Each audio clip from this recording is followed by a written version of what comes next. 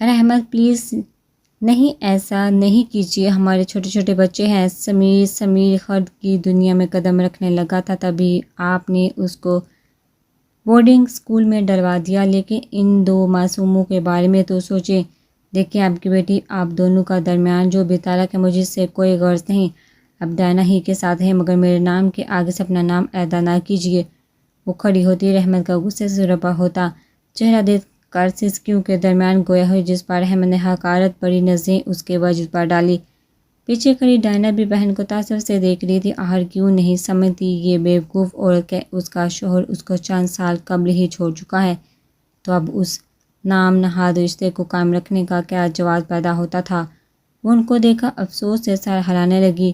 نہیں دیکھنا مجھے کسی کو نہیں ہے پرواہ ان بچوں کی، مجھے گھٹن ہوتی ہے مجھے تمہارے ساتھ ماریا۔ ہمیشہ تم نے مجھے اتنی اہمیت دی، میرا اتنا خیال رکھا، مجھے اتنی محبت دی کہ میں جو 10 سال قبل پاکستان سے یہاں پڑھنے آیا تھا، تمہارے عشق میں گرفتار ہو گیا۔ تم نے میرے لیے اپنا مذہب، اپنا رہن سہن سب بدل لیا۔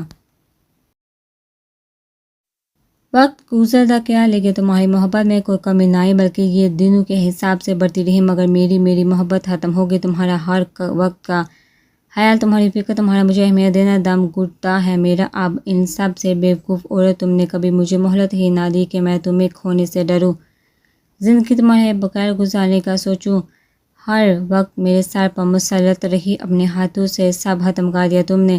اب نہ میں تمہیں اپنا نام دوں گا، نہ ہی یہ رشتہ رہے گا۔ ڈائنا سے کورٹ میرج کر رہا ہوں میں۔ رحمت ماریا کو کندھوں سے دبوچے اس کے چہرے پر اپنے زہریلے لفظوں کے تھپڑ برسا رہا تھا۔ آج ایک مرد نے ایک عورت کو اس کی بربادی کا ذمہ دار خود ٹھہرایا اور وجہ یہ بتائی کہ وہ محبت زیادہ کرتی ہے اسے۔ مردوں کے اس معاشرے میں بے قصور کمزور عورت آج پھر زندہ درگور کر دی گئی تھی۔ نیچے کھڑا وہ 6 سالہ بچہ اپنے باپ کو ماں پر یوں چیختے دیکھ نفرت سے ان کو دیکھنے لگا۔ ان کے لبوں سے نکلا لفظ محبت اس کے دل پر سیاہ تحریر کی طرح رقم ہو چکا تھا۔ باپ کے پیچھے کھڑی بے حد عزیز خالہ بھی اس کو اس وقت زہریلی ناگن لگی، جو لبوں پر تضحیک آمیز مسکراہٹ سجائے اپنی بہن کو ہی کھڑی گو رہی تھی۔ Dad you have no right to talk to my mom like that۔ نیچے کھڑا بچہ اپنی ماں کو بے دردی سے روتے دیکھ ہلکے اقبال چیخا، جس پر رحمت نے اس کو دور جھڑکا جس پر وہ زمین بوس ہوا تھا۔ وہ کمرے کے وسط میں پڑی کانچ کی کافی ٹیبل کا کونا اس کے ابرو پر لگا، جو ہاں زخم چھوڑ گیا، جس میں سے خون رسنے لگا تھا۔ رحمت یہ کیا کیا تم نے وحشی انسان، اپنے بیٹے اپنے خون کے ساتھ دانی دانی۔ میری جان اٹھو بیٹا، میں ایمبولینس کو کال کرتی ہوں، میرے بچے آنکھیں نہ بند کرنا۔ ماریا رحمت کو دیکھ کر پھنکارتی نیچے گرے فردان کی جانب بڑھی، جس کے ماتھے پر لگی چوٹ سے خون لکیر کی صورت، اس کی نیلی شرٹ اور چہرہ رنگ چکا تھا، مگر اس 6 سالہ بچے کا ضبط کمال تھا۔ شدید تکلیف میں بھی اس نے ایک آنسو نہ بہایا۔ رحمت کے پیچھے کھڑی ڈائنا دانی کے ماتھے سے خون نکلتا دیکھ فوراً بےتابی سے اس کی جانب بڑھی، مگر رحمت نے بیچ راستے میں اس کا ہاتھ تھام کر اس کو مزید آگے قدم بڑھانے سے باز رکھا۔ ماریا، میں رحمت ایوان تمہیں طلاق دیتا ہوں۔ ماریا، جو ایمبولینس کو کال کرنے کے بعد اپنے عبائے سے فردان کے ماتھے سے نکلتا خون روکنے کی کوشش کر رہی تھی، اس کے کاردار لہجے میں کہی گئی بات سے ساکن ہوگی۔ گردن پھیر کر اس ہرجائی کو دیکھا جس کی زندگی کے نہ جانے کتنے سال خوشی دیے تھے اس نے، لیکن ایک بات میں وہ رحمت ایوان کی تعمیر شکر گزار رہتی، اس کی وقتی محبت گمراہی کے راستوں سے نکال کر اس کو دین حق پر لا چکی تھی۔ رحمت اس کی بہن ڈائنا کا ہاتھ تھامے مین گیٹ کی جانب بڑھا، بغیر ایک نگاہ غلط بھی پیچھے آنکھیں حیرت سے کھولے اس کی پشت کو دیکھتے فردان پر ڈالے، جو اس امید میں تھا کہ شاید باپ اس کی چوٹ دیکھا والہانہ انداز میں اس کی جانب لپکے گا۔ ڈائنا رحمت کا ہاتھ تھامے افسوس بھری نظروں سے زمین پر گرے خون میں رنگے اپنے پانجے اور اس کے برابر اپنے سینے سے بیٹی کو لگائے بیٹھی بہن کو دیکھتی باہر رحمت کے ساتھ کھینچتی چلی گئی۔ رحمت ہاتھ چھوڑے، میرا ہاتھ، ڈین کا خون نکل رہا ہے، مجھے اس کو دیکھنے جانا ہے۔ شاید اس لڑکی میں اب بھی اچھائی کی ہلکی سی رمق باقی تھی۔ اس کی بات سن کر اپنے گھر کی جانب بڑھتا رحمت فوراً وہیں تھم گیا، اس کا ہاتھ چھوڑتے اپنا رخ ڈائنا کی جانب کہ میری جان، اگر ہم آج یہاں رک جاتے تو کبھی بھی ایک دوسرے کے نہ ہو پاتے، ہمارا رشتہ یوں ہی بے نام رہتا۔ فکر نہیں کرو، کچھ نہیں ہوگا اس کو، اپنی ماں کی طرح سخت جان واقعہ ہوا ہے وہ۔ رحمت نے اس کا خوبصورت چہرہ اپنے دونوں ہاتھوں میں تھام کر اس کو محبت سے سمجھایا۔ اس سب کے باوجود ڈائنا کی آنکھوں میں اب بھی اندر روتی عورت اس کے بچے کے لیے ہمدردی کا سمندر حج کو لے مار رہا تھا، جس کو دیکھتے رحمت پریشان ہوتا، فوراً اس کے ہونٹوں پر جھک گیا، جانتا تھا اپنی غربت کی آنچ سے ہی اس کے سوچنے سمجھنے کی صلاحیت کو مفلوج کر سکتا ہے۔ وہ اپنی شدت اس پر ظاہر کرتا، وہ اس سے دور ہوا جو آنکھیں بند کیے گزشتہ لمحوں کے زیر اثر گہری سانسیں بھر رہی تھی۔ رحمت اس کو دیکھتی مسکرائے اور اس کا ہاتھ نرمی سے تھامتے کار کا فرنٹ ڈور کھول کر اس کا اندر بٹھایا۔ کچھ لمحوں بعد وہ دونوں لوگ ایک دوسرے کے نشے میں گم کر کے اندر برپا قیامت سے یکسر انجان اپنے خونی رشتوں سے دور، بہت دور جانے کے لیے تیار تھے۔ ماما ڈیڈ گندے ہیں، وہ آپ کو ہرٹ کرتے ہیں، پلیز آپ روئے مت، مجھے اور پین ہو رہا ہے ماما۔ ماما یہ محبت جو بھی ہے مجھے بہت بری لگتی ہے۔ یہ ان کی گود میں سر رکھے لیٹا فردان ان کے آنسو بڑی نیلی آنکھوں میں جھانکتے بولا، جس پر وہ اس کو دیکھنے ماتھے پر بکھرے بوڑھے بال سمیٹ کر اس کا ماتھا چومنے لگی۔ اتنی ہی دیر میں باہر سے ایمبولینس کے سائرن کی آواز آئی تھی۔ دانی میرے شیر بیٹے اٹھو، شاباش، دیکھو باہر ایمبولینس آ گئی ہے۔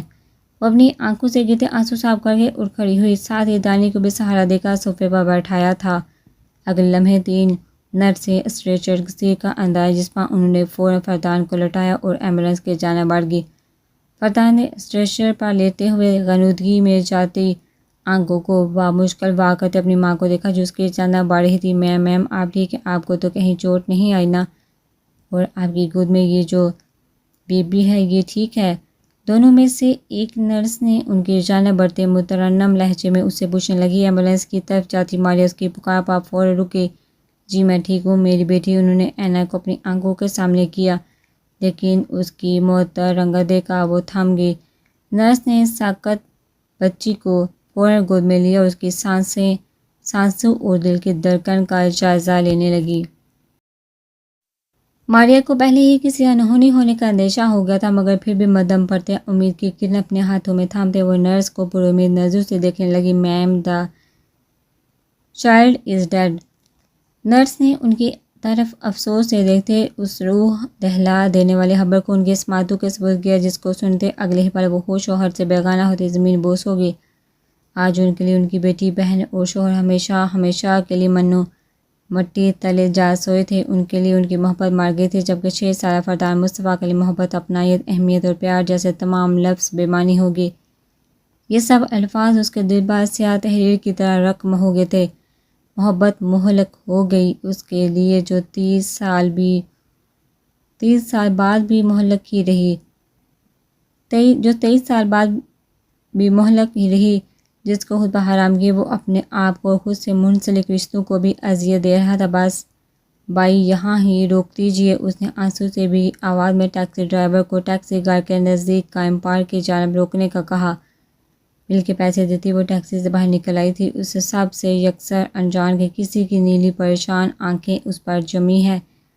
رشتے کے پارک کے اندر غائب ہو جانے کے بعد وہ اپنی کار پارک سے کچھ فاصلے پر کھڑی کرتا گاڑی لاک کر کے اندر جو جانب اس کے تعاقب میں بڑھ گیا۔ پارک میں اس وقت رش نہ ہونے کے برابر تھا، کیونکہ شام کے سائے ڈال چکے تھے۔ فرشتے شکستہ قدموں چلتی سفید ماربل کے ٹھنڈی بینچ پر جا بیٹھے، آنسو لڑکی کی صورت گالوں پر پھسلنے لگے۔ وہ بے آواز رو رہی تھی، فردان کا دل مٹھیوں میں بھیجنے لگا تھا۔ فرشتے کو جو آنسو بہاتے دیکھ کر سردی سے ہونٹ آپس میں پیوست کیے جاڑیوں کے پیچھے چلاتا ہوا وہ اس کے بینچ سے کچھ دور پچھلی جانب کھڑا ہو گیا۔ یا اللہ، آخر میں ہی کیوں، میرے نصیب میں ہی کیوں سارے غم لکھ دیے جاتے ہیں؟ میرے مالک، میری ماں باپ مجھ سے بچپن میں چھین لیے گئے، ایک اکلوتی بہن کے ہمراز دوست کے سنگ میں نے ایک الگ روگ پال لیا تھا۔ اس سب سے پیچھا چھڑوانے کے لیے جب نکاح کیا، رشتہ پورے دل سے نبھانے کے لیے، تو پھر یہ سب اپنے خواب کو پورا کرنے کی بازگشت میں پہلی بار ہمت جمع کر کے نکلی تھی۔ وہاں بھی ناگہانی ہوگی میرے ساتھ؟ میرے مولا، میری خطا کیا ہے آخر؟ وہ آنسو سے تر چہرہ آسمان کی جانب اٹھائے بھیگی آواز میں خالق سے شکوہ کرنا تھی، جبکہ پیچھے کھڑا شخص خود کو احساس ندامت کے دلدل میں دھنسا ہوا محسوس کرنے لگا۔ مگر فرشتے کے لبوں سے اس کے دوست کا ذکر سنتے نہ جانے کیوں اس کے ہارٹ نے بیٹ مس کی۔ دل میں چنگاری سی بڑکی تھی جس کو وہ اس وقت نظر انداز کر گیا۔ فردان خود میں اتنی ہمت محسوس نہ کر پا رہا تھا کہ ابھی اس کے سامنے جاتا اس کے آنسو پونچھ سکتا۔ وہ سمجھتا تھا محبت کا اقرار کر کے، اس کی فکر پرواہ کر کے وہ کمزور ہو جائے گا، لیکن در حقیقت وہ اس لمحے کمزور تھا جس میں ایک معصوم لڑکی کے آنسو صاف کرنے کی بھی سکت نہ تھی۔ وہ لب بینچز ضبط کرتا وہیں کھڑا اس کو دیکھتا رہا۔ فرشتے بینچ پر نہ جانے کتنی دیر بیٹھی رہتی، لیکن اچانک اس نے خود پر کسی کی پرتوش نازک ٹکا محسوس کیا۔ فرشتے نے گھبرا کر قدم گھماتے جہاں وہاں دیکھا، مگر پارک معمول کے مطابق خالی تھا۔ یہ دکھ تو زندگی بھر کے ہو گئے ہیں تمہارے لیے فرشتے یوسف، اب تو تم فرشتے فردان بن گئی، لیکن پھر بھی وہ دھیمی آواز میں کہتی، اپنا تمساح بناتی بینچ سے کھڑی ہوئی، بھیگے رخساروں کو دونوں ہاتھوں سے صاف کیا اور 3-4 لمبی سانسیں کھینچ کر خود کو نارمل کرنے کے بعد وہ آگے کی جانب بڑھ گئی۔ چلو مسز نے آہٹ خود کو فرشتے فردان تو مانا۔ وہ مدھم سرگوشی کرتا جاریوں کے پیچھے چلتے اس کے تعاقب میں بڑھنے لگا۔ فرشتے کو مسلسل اپنی پشت پر کسی کی گہری نظر پڑتی محسوس ہو رہی تھی۔ وہ رکا، فوراً پیچھے مڑی، مگر وہاں دور دور تک کوئی نہ تھا۔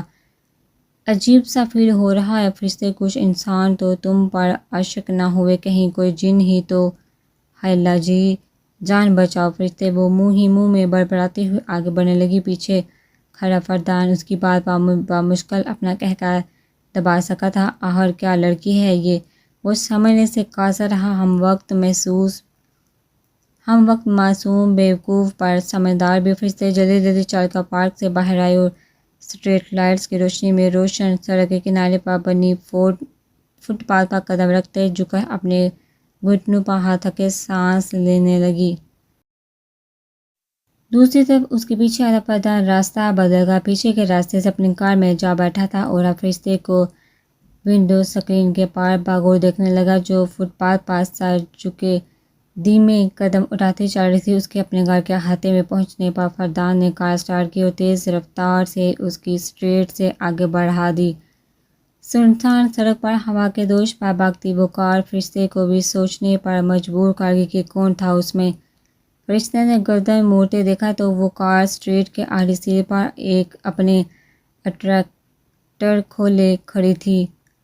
فرشتے کو پرسوں رات والا بائیکر اچانک یاد آیا۔ وہ فوراً گھر کے یار کا لکڑی کا گیٹ کھولتے اندر بڑھ گئی اور تیزی سے مین ڈور کی بیل بجانے لگی۔ گیٹ کے کھلتے ہی وہ فوراً اندر غائب ہوئی تھی، جس کو دیکھتے بیک ویو مرر میں گاڑی میں بیٹھا اس کو دیکھتا شخص فوراً کار آگے بڑھا کر، جس کا رخ اب اس کی ماما کے گھر کی طرف تھا۔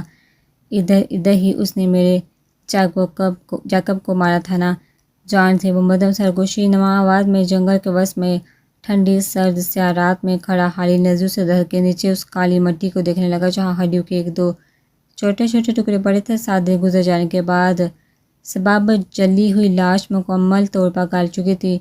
جواب دو راج، وہ ایک بار پھر گویا ہوا آواز میں اب بھی وہی دھیما پان تھا، مگر پھر بھی راج کو سمجھ نہ آیا کہ اس کو اس بات کا کیا جواب دے۔ سچ تو یہی تھا کہ یہاں ہی جیکب برتھ ورک کو مارا گیا تھا، مگر یہ اس کو بتانا موت کو گلے لگانے کے مترادف تھا۔ جی باز کیا کرتا، نہ بھی بتاتا تو بھی مارا جاتا۔ سوچا بتا کر آزما لیا جائے، کیا پتا کچھ نہ ہو۔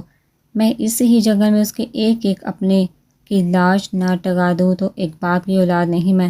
وہ سیاہ مٹی کو گھونٹتے ہوئے صفاقی سے بولا۔ راج نے اپنی جان بچ جانے پر اوپر والے کا شکر ادا کیا، مگر سب سے پہلے ہمیں فردان مصطفیٰ کو اس کے اپنوں سے دور کرنا ہوگا، اس کو بدنام کرنا ہوگا پورے کیلیفورنیا میں، تاکہ ایک کر کے اس کے تمام اپنے چھوڑ دیں اس کو۔ وہ اس جگہ سے پیچھے ہٹتا پرشوق انداز میں بولا، اس کے پیچھے مؤدب طریقے سے ہاتھ باندھے چلتا۔ راج باز کی پشت کو دیکھتے سوال کر گیا، مگر کیسے باز فردان اور سہراب دونوں ہی ایلیگل ایکٹیویٹیز سے کوسوں دور رہتے ہیں، ان کو کیسے اپنے جال میں پھنسایا جائے؟ اس کے سوال پر کمر پر ہاتھ باندھے آگے چلتا وہ آدمی محظوظ ہو کر مسکرایا۔ سہراب کو تو بعد میں دیکھیں گے، ویسے بھی اس کی کمر توڑنا آسان ہے جنرل مراد علی خان، آسان ہدف نہیں، مگر ایک اس کی جان لے کر سہراب کو مکمل طور پر برباد کیا جا سکتا ہے۔ خواہش تو میری بھی اس کو برباد پہلے کرنے کی تھی، لیکن فردان مصطفیٰ عرف ڈین نائٹ بلا وجہ دشمنی مول لے گیا۔ خیر، فردان مصطفیٰ کا آئندہ کبھی کسی عورت کے ساتھ کوئی اسکینڈل نہیں آیا۔ کوئی ایسی مشہور شخصیت ڈھونڈو تم راج، جس کی کوئی دشمنی بھی ہو فردان سے، یعنی کوئی پرسنل ایشو سمجھ رہے ہو؟ وہ گردن موڑ کر راج کی آنکھوں میں دیکھ کر کہنے لگا۔ راج نے فوراً سر اثبات میں ہلایا۔ جی باز، ویسے میری معلومات کے مطابق کیونکہ فردان مصفا کسی بھی عورت کو زیادہ منہ نہیں لگاتا، تو اس ہی سبب بہت سی عورتیں ایسی ہیں جو اس سے ہار کھاتی ہیں۔ بہت خوب، ان ساری عورتوں کے متعلق معلومات اکٹھی کرو، پھر ہم سب سے مل کر سوچیں گے کس کو اس کے پیچھے لگانا ہے۔ اس نے دھیمی آواز میں راج سے کہا، جو اس کی بات سن کر سر کو اثبات میں ہلاتے اس کے آگے کی پلاننگ سننے لگا تھا۔ گرینڈپا، آپ آئیں گے کل؟ وہ دونوں نانا نواسا ڈائننگ ٹیبل پر بیٹھے ڈنر کر رہے تھے جب سہراب نے ان سے پوچھا، تم مدعو کرو گے تو آ جاؤں گا۔ انہوں نے اس کی طرف دیکھتے سرسری طور پر کہا۔ سہراب ان کو دیکھتا مسکرا دیا۔ اچھا، تو اب آپ کو بھی سب کی طرح انویٹیشن کارڈ دینا ہوگا مجھے جنرل صاحب۔ پانی کا گلاس لبوں سے لگاتے اس کی شریر نظریں ان پر ہی ٹکی تھی۔ ظاہر ہے گرینڈپا ہوں میں تمہارا، مجھے انوائٹ نہیں کرو گے تو پھر کس کو کرو گے تم؟ اچھا ہاں، ایونٹ کرنے سے یاد آیا، مہرین کو بلایا ہے تم نے کل؟ ان کے اچانک کیے جانے والے سوال پر سہراب کا موڈ اچانک ہنسا آف ہو گیا تھا۔ مہرین کو یاد کرتے نہیں، اور نہ ہی ارادہ ہے میرا کچھ بھی ایسا کرنے کا۔ وہاں میرے سرکل کے بہت سے لوگ ہوں گے، خطرہ ہوگا اس کو ویسے بھی۔ وہ سنجیدگی سے کہتا۔ پلیٹ میں بچہ اپنا کھانا ختم کرنے کے بعد ہاتھ نیپکن سے صاف کرتا کھڑا ہو گیا۔ طالب، اب ایسی بھی کوئی بات نہیں، ہم سب بھی تو ہوں گے وہاں، تم کیوں بلا وجہ اتنے فکر مند ہو رہے ہو؟ کیا ساری زندگی اس کو کانچ کے ڈبے میں بند کر کے رکھو گے؟ حفاظت کرنے کے لیے انہوں نے اس کو سمجھانا چاہا جو پلیٹس اٹھا کر سنک میں رکھ رہا تھا۔ گرینڈپا، میرا بس چلے تو میں ایسا ہی کروں، شادی ہی میں صرف اس کی جان بچانے کی خاطر کر رہا ہوں، ورنہ تو دل و دماغ حواس پر کوئی اور سوار ہے میرے۔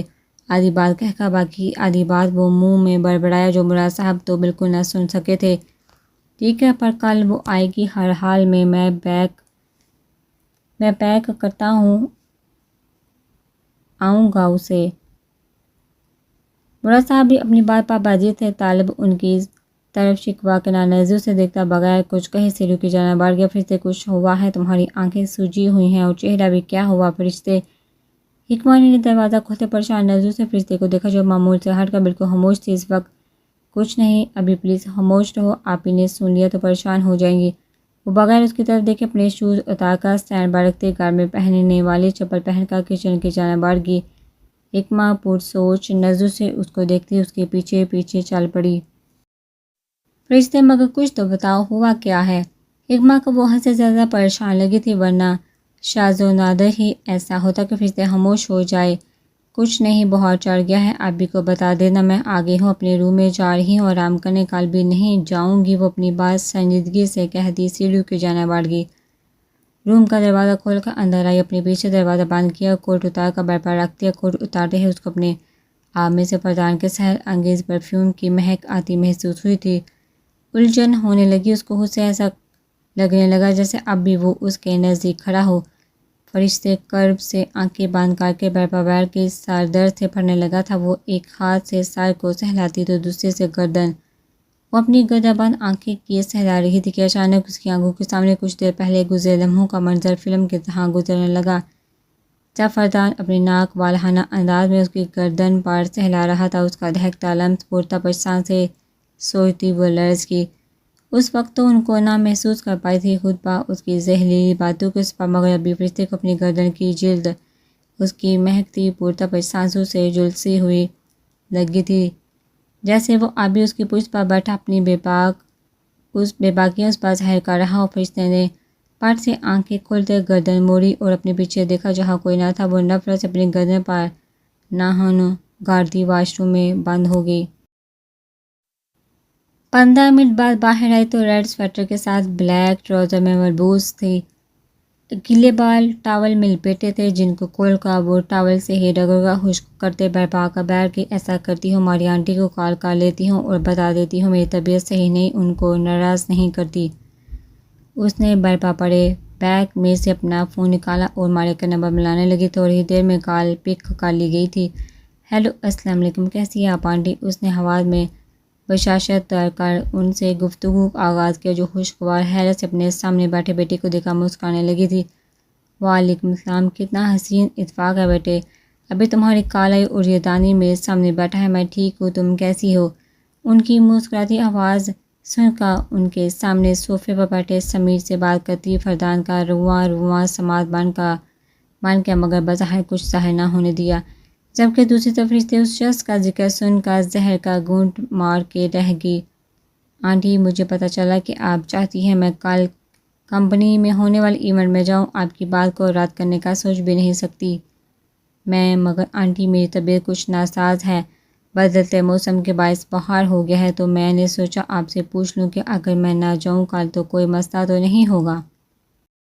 فرشتے نے دھیمی آواز میں کہتے اپنی بات مکمل کر کے ان کے سامنے رکھتے, جس پر ان کے ماتھے پر پریشانی کی لکیریں ابھری جن کو فردان نے بھی چونک کر دیکھا تھا. ارے بچے, بالکل بھی ضروری نہیں, آپ آرام کرو. میں تو اس لیے کہہ رہی تھی کہ آپ کے دانی کے بزنس سرکل سے ملاقات ہو جاتی, مگر آپ کی طبیعت خراب ہے تو ہرگز کوئی ضرورت نہیں آپ کو جانے کی. میں ایسا کروں گی, کل شام میں ملنے آؤں گی آپ سے, انہوں نے محبت سے پر لہجے میں کہا. جبکہ ان کی بات سن کر صوفے پر بیٹھا فردان پہلو بدل کر رہ گا اس کی طبیعت کے بارے میں جان کر. بہت بہت شکریہ آپ کا آنٹی کہ آپ نے میری پوزیشن کو سمجھا. جی آپ ضرور آئیے, کل میں انتظار کروں گی آپ کا, اس نے خوش ہوتے دھیمی آواز میں کہا, جس پر وہ بھی مسکرا دی. ٹھیک, پھر کل ملاقات ہوتی ہے آپ سے. بچے, اللہ ہر قسم کے شر سے محفوظ رکھے, آمین. اپنا خیال رکھنا, اللہ حافظ. ان کو الوداعی کلمات کہنے کے بعد اس نے فون بر پر رکھ دیا. پیاری آنٹی, شر سے محفوظ رکھنے کی اپنے مجھے دعا دی. آپ کا اپنا بیٹا ہی شر ہے ایک. میں تو سوچتی ہوں کہ کس طرح یہ ان کا بیٹا ہو سکتا ہے. کتنی اچھی ہے ماریا آنٹی, سمیر بھائی, اور یہ خود بد تہذیب شخص. وہ تلخی سے سوچتی ہوئی پیر زمین پر لٹکائے برپا گرنے کے انداز میں لیٹ گئی. سو چکا محور محتر سیرو کے گرد گھوم رہا تھا جب دروازے پر دستک ہو اور حکمہ کے پیچھے آمنہ پریچے کے ہمراہ اندر داخل ہوئی تھی.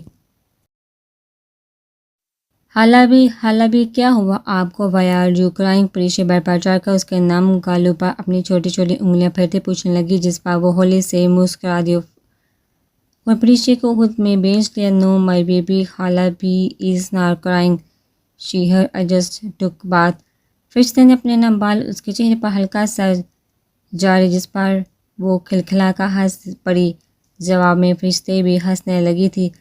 فرشتے, جب بخار تھا تو نہائی کیوں تم میری جان؟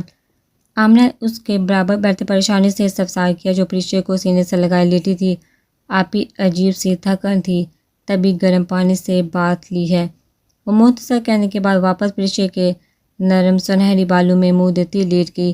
حالا بھی گدگدی ہو رہی ہے مجھے, فرشتے نے اس کو ہنستے ہوئے کہا, جو اپنی تھوڑی اس کے بالوں میں سہلا رہی تھی. تمہیں تو بس گدگدی ہوتی رہتی ہے ہر وقت فرشتے. اچھا, آپ ہی میری ماریا آنٹی سے بات ہوگی, وہ کل آئیں گی یہاں مجھ سے ملنے شام میں, اور ہاں میں نے منع کر دیا کل جانے سے. آمنہ کو کچھ اچھا تو نہ لگا تھا فرشتے کا انکار, مگر اس کی طبیعت کے باعث وہ خاموش ہی رہی. اچھا چلو ٹھیک, اب بھی چلو کھانا کھاؤ اور پھر میڈیسن لو. شاباش. آمنہ اس کے بالوں میں ہاتھ پھیرنے کے بعد باہر نکل گئی, جبکہ فرشتے نے پریچے کو دونوں ہاتھوں میں اٹھا کر ہوا میں بلند کیا تھا. حالا بھی میں گر جاؤں گی, مجھے چوٹ لگ جائے گی. حکمہ نے بھی دونوں کو دیکھتے مسکرا کر سر کو ہائپ ہوتے جنبش دی. وہ ان کے چاند بھر کے نزدیک آ کھڑی ہوئی. نہیں لگتی تم کو کوئی چوٹ میری پڑی. چلو جی حکمہ, کیچ کرو اس کو. فرشتے نے بیڈ پر لیٹے لیٹے گردن ترچھی کر کے حکمہ کو دیکھتے کہا, نہیں کرو فرشتے, وہ ڈر رہی ہے یار. حکمہ پریچے کی پتلی ہوتی حالت دیکھ کر ہنسی کے درمیان کچھ فکر مندی سے بولی, یس پوپوبی پلیز سیو می. پریچے ہوا میں جھولتی ہوئی حکمہ کو مدد طلب نظروں سے دیکھ رہی تھی, جس پر حکمہ اور فرشتے دونوں کا ہم وقت کہکا کمرے کی خاموش فضا میں ارتعاش پیدا کر گیا. 1 2 3. فرشتے نے 3 تک گنتی کرتے پریچے کو حکمہ کی جانب بڑھایا, جس کو اس نے فوراً پکڑ لیا. آئی لو یو پھوپھوبی. حالا بھی آپ سے میں کٹی ہوں, اب آپ سے بات نہیں کروں گی. پریچے حکمہ کے بازو میں خود کو محفوظ تصور کرتی بیڈ پر بیٹھے فرشتے کو گھور کر بولی, جس پر فرشتے اور حکمہ ایک دوسرے کی جانب دیکھتے اپنی ہنسی روکنے کی جدوجہد کرنے لگی, ورنہ پریچے میڈم ناراض ہو جاتی, پھر ان کو آمنہ کی ڈانٹ سننی پڑتی. کیا ہوا ماما, کس کی کال تھی اور کیا بات ہے؟ صوفے پر اس کے برابر بیٹھے سمیر نے اس کے دل کی بات کو زبان دی۔ بیٹا فرشتے کی کال تھی، ماں ضد کر رہی تھی کہ کل ہونے والے ایونٹ میں وہ نہیں آ سکتی، طبیعت ٹھیک نہیں بچی کی۔ انہوں نے جواب دیا جس پر فردان نے سختی سے لب بھینچ لیے۔ اوہ، سیزنل فلو ہوا ہوگا، آج کل بہت لوگ بیمار پڑ رہے ہیں اس وجہ سے۔ سمیر نے ان کی جانب دیکھتے کہا۔ اچانک نے زبیر کا برابر بیٹھے چھوٹے بھائی کو دیکھا جس کی رنگت معطر ہو رہی تھی۔ ارے بھائی کیا ہو گیا؟ کوئی بات نہیں، پھر کبھی ساتھ لے جانا اس کو۔ اتنی بھی کیا بے صبری کے لال پیلے ہوئے جا رہی ہو یار تم؟ سمیر نے فردان کو کندھے کو تھپ تھپاتے ہوئے اس کو چھیڑا جس پر اس کے علاوہ کمرے میں بیٹھے باقی تمام نفوس مسکرائے تھے۔ ایسی بات نہیں بھائی، میں خود نہیں چاہتا تھا کہ وہ جائے، وہ تو مجبوراً ماما کے کہنے پر مجھے راضی ہونا پڑا تھا۔ وہ بے تاثر انداز میں بولا جس پر ماریا نے حائف نگاہوں سے بیٹے کو دیکھا جبکہ سمیر نے آنکھوں ہی آنکھوں میں اس کو اشارہ کیا تھا کہ نظر آ رہا ہے سب کہ تم چاہتے تھے یا نہیں، جس پر وہ ان کو دیکھتے کندھے اچکا گیا۔ دانی میرے شیر بیٹے، کل تمہیں میرے ساتھ جانا ہوگا فرشتے کے گھر، ہوٹل سے واپسی پر مجھے پک کر لینا بیٹا، ٹھیک؟ بھائی بابی کی موجودگی کے باعث وہ ان سے شکوہ کرنے کے بجائے محض سر کو ہم دے گیا۔ اچھا ماما، اب میں نکلتا ہوں، سونا ہے گھر جا کر۔ وہ سنجیدگی سے ان کی جانب دیکھتا کھڑا ہوا۔ سارا کی گود میں بیٹھا زیاد اشتیاق بڑی نظروں سے اپنے چاچو کو دیکھ رہا تھا جو کم ہی اس کو لفٹ کرواتا تھا۔ فردان کی نگاہ یکدم اس پر ہی پڑی اور مسکراتا ہوا اس کی جانب بڑھ کر اس کو اپنی گود میں اٹھا کر اس کے گال چومنے لگا۔ اسکول جانا ہے آپ کو کل؟ اس نے ضیا سے کہا جو اپنے چاچو کی گود میں پھولے نہ سمایا۔ یس چاچو، we are going on a zoo trip tomorrow. Ziyad کے جواب وہ مسکرا دیا، اس کے دونوں گال ایک بار پھر چومتے۔ اس سے پرامس کیا تھا، okay then I will take you to ice cream place tomorrow evening, all right champ. وہ اس کو واپس سارا کی گود میں بٹھاتا اس کے بالوں میں ہاتھ پھیر کر سب سے اجازت لیتا باہر نکل گیا۔ ماما چاچو کتنے اچھے ہیں، آئی ریئلی لائک ہم۔ زیاد نے اپنی ماں کی طرف دیکھتے کہا جس پر وہ سب مسکرا دیے۔ ماریا اپنے بیٹے کی شخصیت میں خوشگوار تبدیلیاں محسوس کرتی اندر تک سرشار ہو گئی تھی۔ دیکھو پلیز، وہ نہیں آیا ہے نا؟ نہیں آیا ہے، میں تمہیں بچا لوں گا، تمہارے پاس آتا ہوں میں، یوں ہی کھڑی رہو پر ہلنا نہیں اپنی جگہ سے۔ سہراب دھیمی آواز میں کہتا اس لڑکی کی جانب قدم بڑھا گیا جس کی پشت اس کے سامنے تھی۔ کالی سیاہ رات میں آج وہ لڑکی سہراب کے ہمراہ اکیلی تھی سڑک پر۔ وہ ایک طائرانہ نگاہ اپنے چاروں طرف دوڑاتا آگے بڑھا جس پر اس لڑکی نے فوراً سر کو نفی میں جنبش دی۔ دیکھو دیکھو، گھبراؤ نہیں، میں آ رہا ہوں تمہارے پاس۔ وہ اس کا سر ہلتے دیکھ تیز قدم اٹھاتا اس تک پہنچا، اس کا کندھا دبوچتے سہراب نے لڑکی کو اپنی جانب کھینچتے اس کو اپنی پناہوں میں لیا تھا بغیر اس کا چہرہ دیکھے۔ لڑکی بھی اس کے سینے میں اپنا چہرہ چھپاتی اس کے گرد اپنے دونوں بازو لپیٹ کے جس پر سہراب نے والہانہ انداز میں اس کو اپنے ہونے کا یقین خود میں بینچ کر دلایا تھا۔ میں نے کہا تھا نا کہ بچا لوں گا تمہیں، چلو اب چلتے ہیں یہاں سے۔ سہراب اس کے بکھرے بالوں میں ہاتھ پھیرتا محبت سے چور لہجے میں گویا ہوا وہ جھک کر اس کو اپنی باہوں میں بڑھنے ہی لگا تھا کہ خاموش فضا میں اچانک دور چلی سنائپر سے نکلی گولی کی تیز آواز نے انتشار پھیلا دیا۔ بارود کی بو کے ساتھ خون کی بو بھی چار سو پھیلنے لگی تھی اور اگلے ہی پل سہراب کو اپنے ہاتھ پر کچھ گیلا چپچپا سا مادہ لگتا محسوس ہوا۔ اس نے فوراً لڑکی کو اپنی آنکھوں کے سامنے کیا جس کے چہرے پر سفید مٹی میں رنگا رومال بندھا تھا۔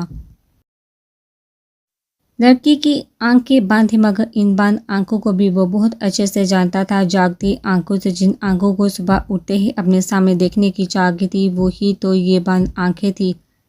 وہ بغیر اس کے منہ پر بندھا رومال نیچے کیے اس کو باہوں میں اٹھا گیا۔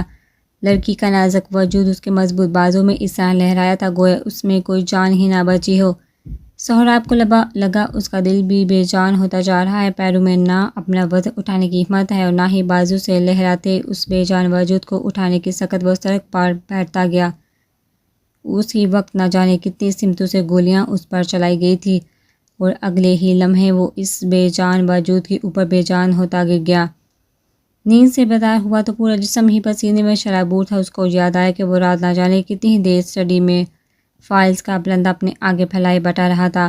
اس کو نہیں یاد کہ کب اس نے شرٹ اتاری اور وہاں ہی کاؤچ پر ٹک کر لیٹتے ہوئے نیند کی وادی میں غرق ہو گیا۔ اس وقت بھی آنکھ برونو کے اس کے سینے پر چڑھنے کے سبب کھلی تھی، اس کو خود سے لگاتا وہ ماتھے پر پسینے کے بعد چپکے ڈارک براؤن بالوں کو ایک ہاتھ سے پیچھے دھکیلتا صوفے پر اٹھ کر بیٹھ گیا۔ رات کے نہ جانا کون سا پہر اس نے وہ خواب دیکھا تھا، وہ محض جھلکیوں کی صورت اس کو یاد تھا، جھلکیاں وہ بھی دھندلی۔ سہراب نے ذہن پر زور ڈالتے خواب کو یاد کرنا چاہا، مگر سب بے سود ہی رہا، اس کو کچھ یاد نہ آیا تھا، محض اس کے کہ آج آنے والا خواب پچھلے دنوں دیکھے جانے والے تمام خوابوں سے کچھ مختلف تھا۔ وہ یوں ہی کافی دیر بیٹھا خواب کو یاد کرنے کی کوشش کرتا رہا، لیکن جب احساس ہوا کہ وقت ضائع ہو رہا ہے تو وہ دماغ میں آتے مختلف خیالات کو جھٹکا اسٹڈی ٹیبل پر پڑے ٹائم پیس میں ٹائم دیکھا جو صبح کے 7 بجا رہا تھا۔ وہ اپنا فون ٹیبل سے اٹھاتے بیڈ روم کی جانب چال دیا، ساتھ ہی ایک نمبر ملاتے فون کان سے بھی لگا لیا تھا۔ فردان آج کی پوری رات سو نہ پایا تھا، اس وقت بھی سرد نیلی آنکھوں میں رت جگہ کی سرخی لیے وہ ٹیرس میں ریلنگ سے پوچھتے ٹکائے بغیر کسی گرم کپڑے کے white half sleeve T shirt اور بلیک ٹراؤزر پہنے کھڑا تھا۔ اس کے چاروں اطراف سر پر پھیلا سیاہ آسمان سورج کی پھوٹتی کرنوں کے باعث پہلے ہلکا گلابی اور نیل گو ہونا شروع ہوا، جو آہستہ آہستہ سورج کے بادلوں کے پیچھے پورا طلوع ہونے کے سبب سفیدی مائل نیلے رنگ میں تبدیل ہوتا جا رہا تھا۔ فردان اس دل فریب منظر سے بالکل انجان سیدھے ہاتھ میں تھامے موبائل کی اسکرین پر نظر جمائے کھڑا تھا، جس میں فرشتے کی اس دن کھینچی ہوئی تصویر جگمگا رہی تھی جب وہ دونوں کلیئر اسپرنگ لیک گئے تھے۔ وہ نہ جانے کتنی دیر سے ایک ہی تصویر کو بار بار زوم کر کے دیکھ رہا تھا۔